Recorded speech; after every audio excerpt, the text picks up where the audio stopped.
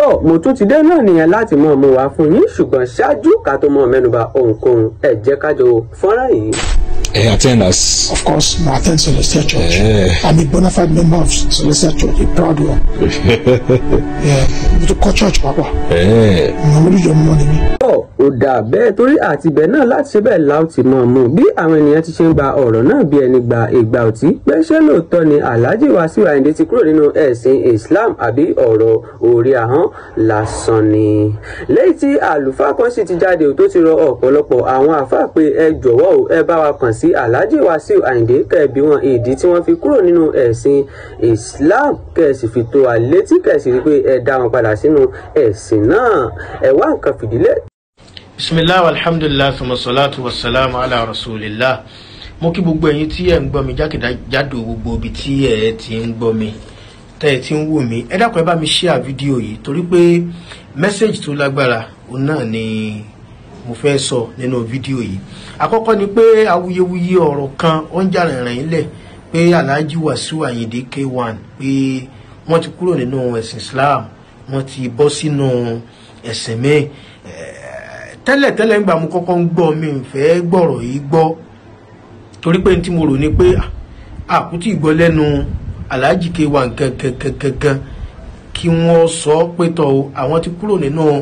Islam o àwọn ti bọ́ sínú ẹ̀sìn mi o ṣùgbọ́n ohun tó mú mi nígbàgbọ́ lórí ọ̀rọ̀ yìí náà ni pé mo wò pé àwọn oníwèé ìròyìn ìgbàdígbà wa wọn ò lè parọ́ ohun tí wọn ò bá sì rí àwọn náà fẹ́ sá fún ìbanilórúkọ jẹ́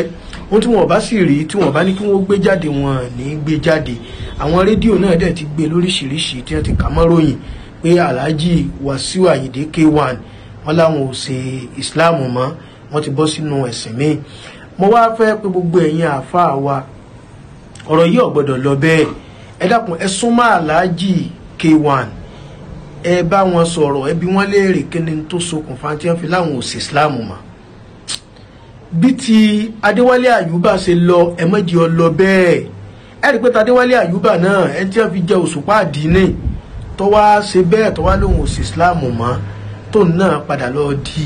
Christian ṣé mọ̀ pé náà ló tún ṣẹlẹ̀ pẹ̀lú Alhaji Wasiu Ayinde yìí torí tí mò ń rò ní wípé tá a bá ń ka hajj tí Alhaji K1 ti ṣe wàláì kèése kékeré wọ́n ti lọ Mọ́kà tí wọ́n sì gbé ẹ̀sìn yìí léjú débi pé èèyàn mọ̀ wípé lóòótọ́ àti lódodo wọ́n gbàfà fún Islam tán náà sì máa kọ nínú orin wọn ṣùgbọ́n tó wá lè mú wọn sọ wípé àwọn ò sí ẹ̀sìn yìí mọ́ òun náà ní tí ń yà mí lẹ́nu. Ẹ rí pé bí Adéwálé Àyùbá bò náà ṣe yẹ̀gẹ̀rẹ̀ náà rí ẹ̀yin àfáà wa ẹ̀sìn kankan lórí Adéwálé Àyùbá tí Alhaji K1 ẹ ṣiṣẹ́ lórí ẹ̀ kí ni tó ṣokùnfà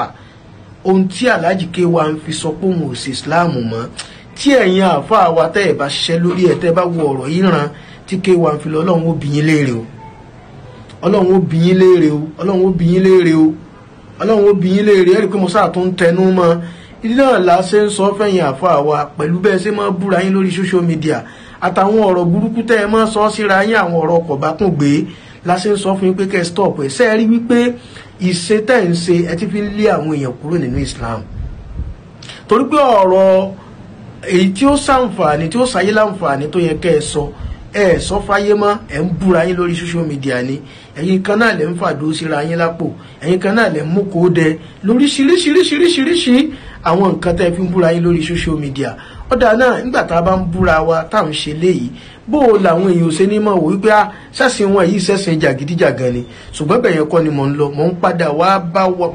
padà bọ̀ láti wá bá wa sọ̀rọ̀ lórí ìyẹn ṣùgbọ́n in tó mú K1 Alhaji Wasiu Ayinde tó lóhun ò sí Islam mọ́ ẹ̀yin àfẹ́ẹ̀sì wádìí o bàbá wa Sheikh Suleiman Farouk oníkíjìpá ó àwọn jẹ̀kẹ́mi yín ogun ẹ ṣiṣẹ́ lórí ẹ̀ o ẹ̀yin àti K1 ẹ súnmọ́ra yín dáadáa ẹ ṣiṣẹ́ lórí ẹ̀ o àti gbogbo ẹ̀yin àfáà tẹ́ ẹ súnmọ́ K1 dáadáa ẹ ṣiṣẹ́ lórí ẹ̀ o tó wá jẹ́ pé lóòótọ́ ni ẹ mọ̀nà bí K1 bí ó bá ṣe padà sínú ẹ̀sìn padà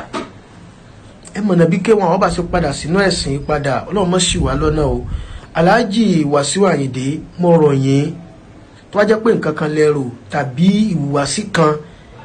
náà ni mùsùlùmí kan wù sí ìwà kan ni mùsùlùmí kan wù sí yín tó bí. tọ́ òun náà lẹ ṣe bẹ́ẹ̀ lẹ ti gbọ́ ìyàwó ló kọ sí yín báwo ló ṣe rí létí yín ẹ má gbàgbé láti fi opinion tí yín náà sọ sí abala àríwísí ìyẹn comment section bákan náà kẹbà láìkẹ́ ti bá ṣé ẹ̀kẹ́ fi sọ sáwọn olólùfẹ́ yín jákèjádò nàìjíríà ẹ ṣé fún yò àti bíbọ́ tí ẹ̀ ń gbọ́ wa ìkànnì Dígí Naija TV àwa ni tiyín ní tòótọ́ see you next time àwọn tí mo bá yín pàdé lọ́jọ́ mi ọjọ́ ire ó